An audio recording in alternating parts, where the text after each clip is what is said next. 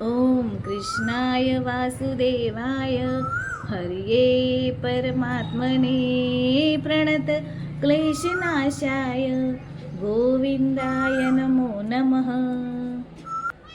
Hello family, good evening, જય શ્રી કૃષ્ણ, જય બોચરમાં. કેમ છો? આઈ હોપ તમે બધા જ મજામાં હશો અને અમે પણ મજામાં છીએ. મારા પ્રભુના ચરણોમાં પ્રાર્થના છે કે તમે ને તમારો પરિવાર ખૂબ જ સુખી હોય, સ્વસ્થ હોય ને સુરક્ષિત હોય. તો 2 દિવસથી આપણે સવારથી બ્લોગ ચાલુ કરતા જ નહીં, પણ 2 દિવસથી કેવું થાય કે નેન્સીને તે ચતુર્માસ ચાલે છે ને, એટલે એમ થાય કે બપોરે તો આપણે જે રસોઈ બનાવી હોય રેગ્યુલર એ જમી જ લે છે, પણ સાંજે એને જમવાનું હોય એટલે પછી એમ થાય કે ચાલ એમ કંઈક ફરાળી કંઈક નવી વસ્તુ એને બનાવીને આપું. એટલે જો કાલે આપણે બનાવ્યું હતું ખારેકનો હલવો, પીળી ખારેકનો, અને આજે બનાવવાના છે આપણે મોરૈયાના ઢોકળા બનાવીશું. તો આપણે શરૂઆત કરી દઈએ મોરૈયાના ઢોકળા બનાવવાની. તો ચલો આપણે બનાવીએ મોરૈયાના ઢોકળા. તો આપણે શરૂઆત કરી દઈએ તો ફરાળી ઢોકળા જે બનાવવાના છે એના માટેની. તો એના માટે આપણે લઈશું મોરૈયો, કે જેને ભગરે કહેવાય છે, જેને હિન્દીમાં બધા ભગર કહેતા હોય છે, અને સામો ચોખા એ કહેતા હોય છે બધા આનો. તો જુઓ, આપણે 1 વાટકી ભરી મોરૈયો લીધો, 1 વાટકી મોટી.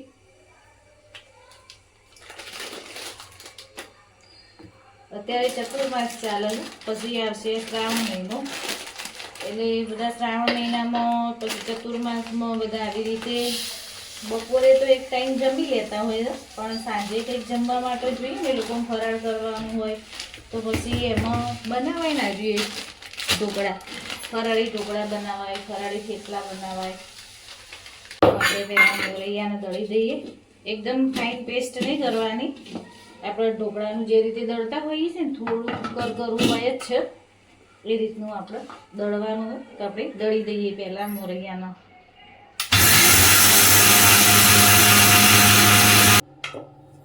તો જો આપણો મોરૈયો દળી ગયો છે સરસ. થોડું જે આપણે કરકરું દળતા હોઈએ છીએ ને ઢોકળામાં, એવું જ દળ્યું છે. તો આપણે હવે એના પહેલાં પલાળી દઈએ દહીંમાં. તો એમાં આપણે સરસ ખાટું દહીં લઈશું. 1 વાટકી જેટલું દહીં લઈ લઈશું આપણે. દહીંની સાથે પહેલાં આપણે મોરૈયાનો જે લોટ દળીને રાખ્યો છે ને એને મિક્સ કરી દઈશું.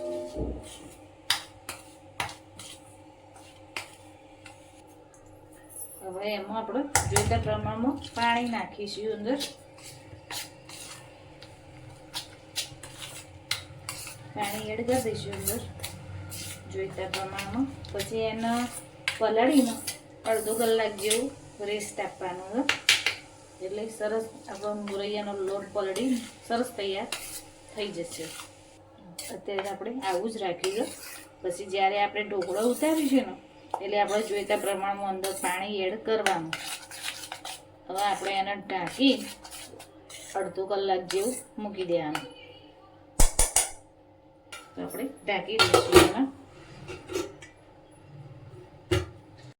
તો અડધો કલાક જેવું આપણે પલાળવા દઈશું એને. ત્યાં સુધીમાં અમારે વાસણને ગોઠવવાના બાકી છે ને, તો પહેલાં એ કામ પતાવી દો. અને થોડું અત્યારે દીવાબત્તી આપણે 5 દિવસ સુધી કરવાની નહીં, એટલે બીજું બધું કામ વધારાનું થઈ જશે. અને જુઓ, મીઠો લીમડો બાજુવાળા બાએ આપ્યો આપણને સરસ. હું તમને બતાવું. મીઠો લીમડો તે ખોલીને રાખે છે, એના પત્તા મેં થોડા સુકાઈ જાય ને પછી મેં કીધું આ ડબ્બામાં ભરી દઉં. મસ્ત છે મીઠો લીમડો, સુગંધ એ બહુ મસ્ત આવે છે આની. એટલે આપણા વઘાર માટે કામમાં આવી જશે મીઠો લીમડો. આજે ઢોકળા વઘારવા માટે મીઠા લીમડાની જરૂર પડશે જ, એટલે સરસ આજે કામમાં આવી જશે આપણો મીઠો લીમડો. તો જુઓ, 1 ઇંચ આદુનો ટુકડો આપણે લઈ લીધો હતો, કે જેને આપણે છોલીને સરસ ઝીણો ઝીણો સમારી દીધો હતો, કે આપણને ટીચવામાં વાર ના થાય. અને એની અંદર આપણે લઈ લીધા હતા 2 લીલા મરચાં, કે આપણે લીલા મરચાંની તીખાશ લેવાની હતી, લાલ મરચું અંદર લેવાનું નહોતું. આદુ લીધું છે, મરચાં લીધા છે 2. આપણે પહેલાં મરચાં ટીચી લીધા છે. અને હવે આપણે જોઈ લઈએ આપણું જે ખીરું પલાળીને મૂક્યું હતું ને એને આપણે જોઈ લઈએ. જો મસ્ત આપણે ખીરું પલાળીને તૈયાર થઈ ગયું છે. અંદર હવે આપણે જોઈતા પ્રમાણમાં થોડું પાણી નાખીશું, થોડું મીઠું નાખીશું. પાણી નાખીને આપણે લઈ લઈશું એટલે તીખાશી અંદર આવી જાય સરસ. કોથમીર ધોઈને મૂકી છે ને પલાળી આપણે થોડી અંદર નાખી દઈએ. બીજી ઉપર વઘારમાં લઈશું આપણે.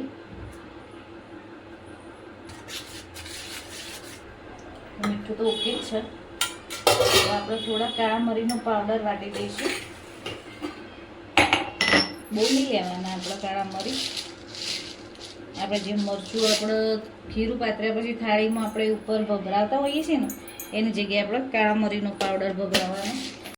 તો એક લોયામાં આપણે પાણી લઈ લઈશું કે જેને આપણે ગેસ ઉપર ગરમ કરવા માટે મૂકી દીધું હતું. એની અંદર કોટલો મૂકી દીધો અને થાળીને જો અમે ગ્રીસ કરીને રાખી હતી, પણ તમને બતાવવાનું જ હું ભૂલી ગઈ હતી. હવે આપણે ખીરાની અંદર નાખી દઈશું સાજીના ફૂલ અને એને સરસ મિક્સ કરી દઈશું. તો જુઓ આપણે કેવું સરસ તૈયાર થઈ ગયું ને.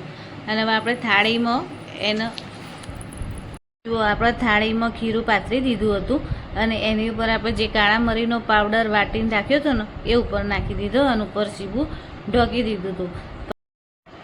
તો હવે આપણે એક બાજુ લોટ બાંધીને રાખ્યો હતો ને તે ઢોકળા થાય ત્યાં સુધી મેં કીધું ચલો ત્યાં કીધું આપણે ભાખરીનું કામકાજ પતાવી દઈએ. એટલે ત્યાં સુધીમાં બે કામ થઈ જાય. આપણે ભાખરીએ થઈ જાય અને એક બાજુ આપણે ઢોકળાએ તૈયાર થઈ જાય.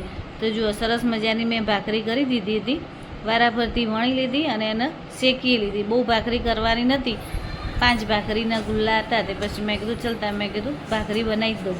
તો મેં 5 ભાખરી બનાવી મૂકી દીધી અને એટલામાં મારા એક બાજુ ઢોકળાએ તૈયાર થઈ ગયા હતા. ભાખરીએ થઈ ગઈ ને ઢોકળાએ થઈ ગયા.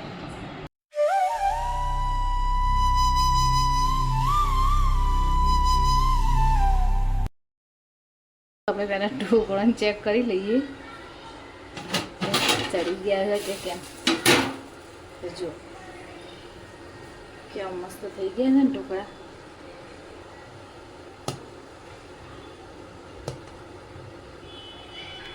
હવે આપણે ગેસને બંધ કરી દઈએ.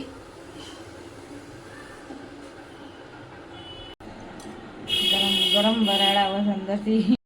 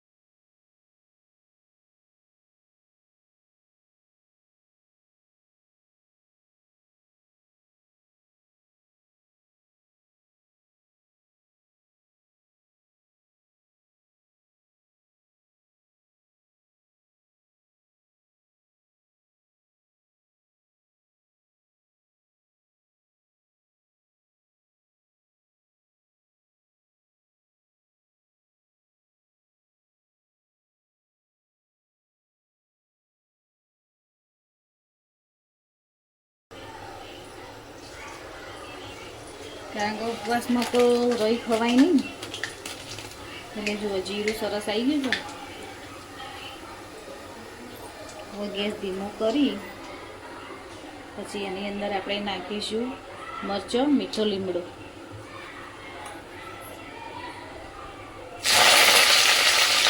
નાખી દઈશું ઢોકળા.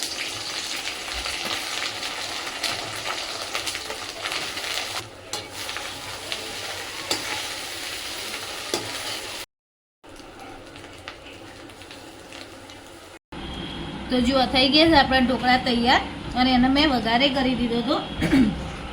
તો જુઓ કે મસ્ત પોચા રૂ જેવા ઢોકળા તૈયાર થયા છે કે જે આપણે ઉપવાસમાં લઈ શકીએ છીએ. તો જો આપણે સાંજનો નાસ્તો કરવો હોય ઉપવાસમાં તો હલકો ફૂલકો નાસ્તો થઈ જાય અને આપણું પેટ પણ ભરાઈ જાય. સોરી. તો તમે પણ આ બનાવવાનો ટ્રાય કરજો અને મારી ચેનલને સબસ્ક્રાઈબ કરવાનું બિલકુલ ના ભૂલતા. અને મારો વિડીયો જો તમને ગમે હોય તો લાઈક શેર જરૂરથી કરી દેજો. તો મળીએ કોઈ નવા વિડીયોમાં. ત્યાં સુધી જય શ્રી કૃષ્ણ, જય ભોજનમાં.